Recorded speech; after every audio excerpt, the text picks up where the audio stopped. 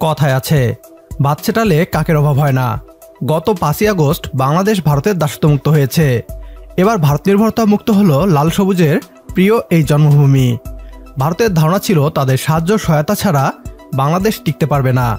ছাত্র জনতার গণ অভ্যুত্থানের পর নতুন বাংলাদেশ পছন্দ হয়নি ভারতীয়দের, তাই বাংলাদেশে পেঁয়াজ, রসুন, চিনি এবং আলুর মতো নিত্য প্রয়োজনীয় ভোগ্য পণ্যের রপ্তানি নিয়ে তালবাহানা শুরু করে ভারত। ভারত ভেবেছিল ছাত্র জনতার নতুন অন্তর্বর্তীকালীন সরকার উপায় না পেয়ে তাদের কাছে এসে নত স্বীকার করবে। ভারতীয়দের ভুল প্রমাণিত করে এবার ভারতীয় ভোগ্যপণ্য মুক্ত হলো বাংলাদেশ। পাকিস্তান থেকে আরও একটি জাহাজ ভরে পেঁয়াজ, চিনি, আলুসহ বিভিন্ন নিত্য প্রয়োজনীয় পণ্য আসলো বাংলাদেশে।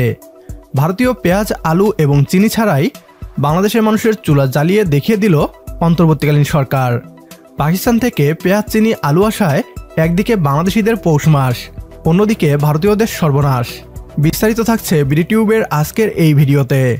ছাত্র জনতার গণ অভ্যুত্থানের পর থেকে বাংলাদেশে পেঁয়াজ, চিনি এবং আলুর মতো নিত্য প্রয়োজনীয় পণ্যের রপ্তানি নিয়ে তালবাহানা শুরু করে ভারত। বাংলাদেশের নতুন অন্তর্বর্তীকালীন সরকার তাদের কথা মতো উঠবস করে না, তাই ভারত বাংলাদেশের রপ্তানি বন্ধ করে দিয়েছে। ভারত ভুলে গিয়েছিল এটা শেখ হাসিনার বাংলাদেশ নয়, বরং ছাত্র জনতার বুকের তাজা রক্তে দ্বিতীয়বার স্বাধীন হওয়া নতুন বাংলাদেশ। ভারত বাংলাদেশে ভোগ্যপণ্য রপ্তানি নিয়ে তালবাহানা শুরু করেছিল। এর জবাবে পাকিস্তান থেকে সস্তায় পেঁয়াজ, আলু এবং চিনি আমদানি করেছে ডক্টর মোহাম্মদ ইউনূস। ভাত ছেটালে যে কাকের অভাব হয় না তা দেখিয়ে দিল নতুন বাংলাদেশ।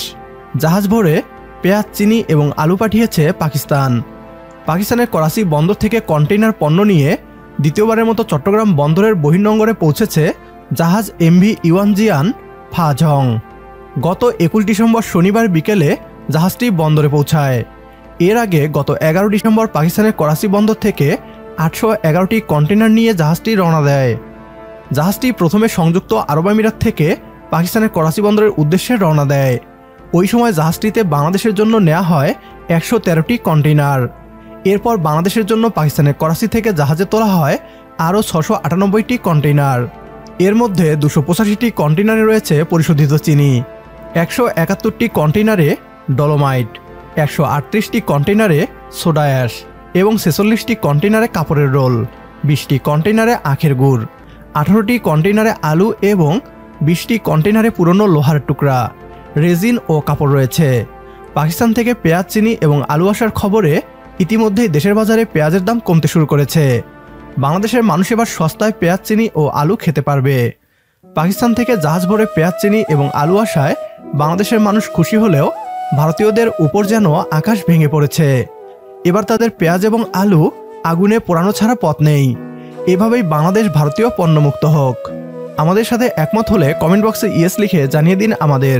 সেই সাথে ভিডিও শেয়ার করে দেখার সুযোগ করে দিন আপনার বন্ধুদের। পরবর্তী ভিডিও দেখার আমন্ত্রণ জানিয়ে বিদায় নিচ্ছি আজ। আল্লাহ হাফেজ।